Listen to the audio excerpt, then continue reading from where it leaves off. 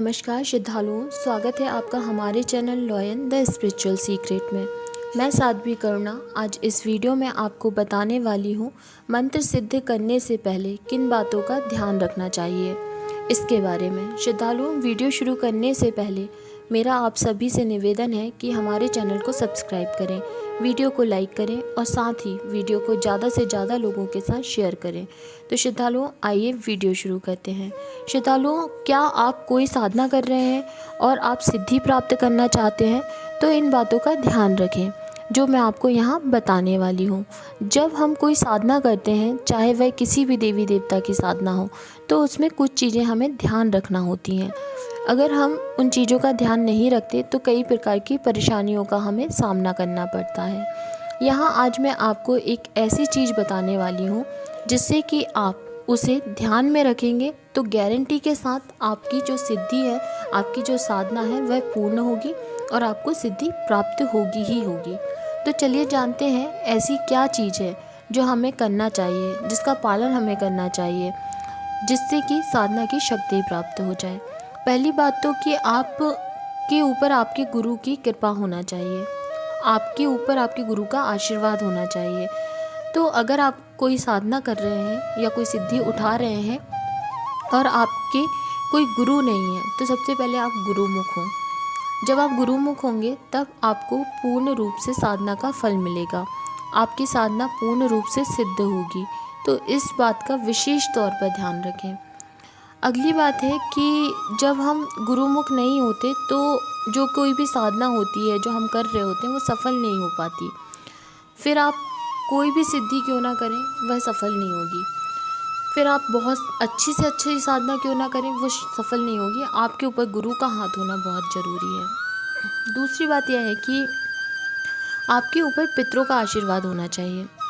अगर आपकी कुंडली में पितृदोष है तो आपको सबसे पहले उसका निवारण करना होगा, उसके बाद ही आप साधना करें, किसी सिद्धि को उठाएं। जब तक आप ऐसा नहीं करेंगे तब तक आपकी जो सिद्धि है, आपकी जो साधना है वह सफल नहीं होगी और आपको उसका फल प्राप्त नहीं होगा।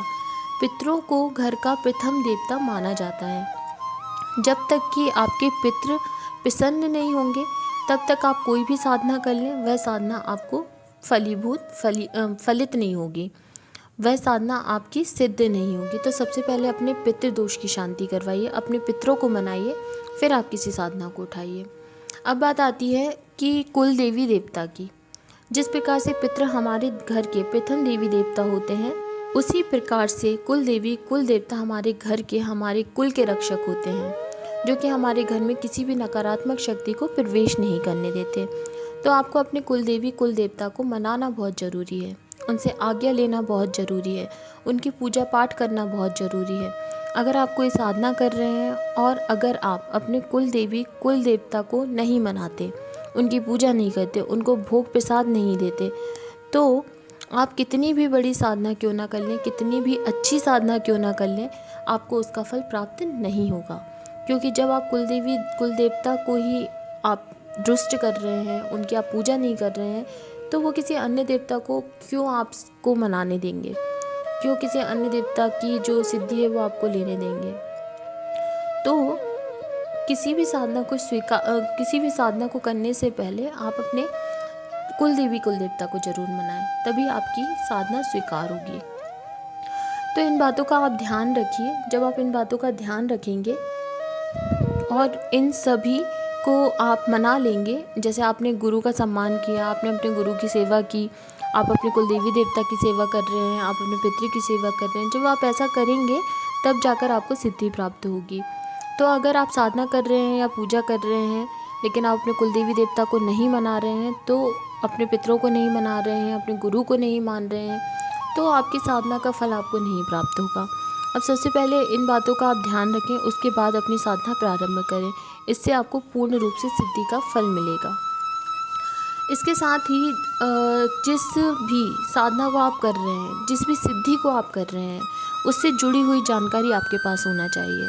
जैसे कि उस सिद्धि को, उस साधना को किस प्रकार से करना है, किस दिन से प्रारंभ करना है, किस दिन पर अंत करना है, उसमें क्या भोग चढ़ेगा, किस प्रकार से साधना होगी, किस मंत्र का आप जाप करेंगे, यह सब आपको ध्यान में रखना होगा।